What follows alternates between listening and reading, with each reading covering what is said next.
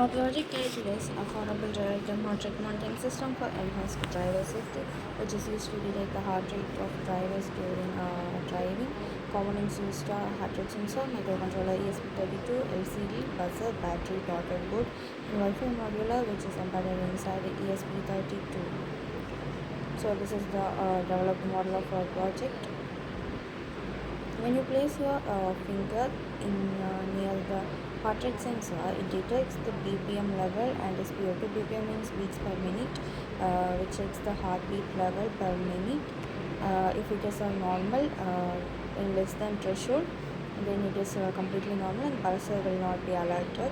This is how our project works, and it can be looked into. We can detect it through the if it is abnormal also we can get it through or Wi-Fi. Using Wi-Fi you can see it in phone. Thank you everyone.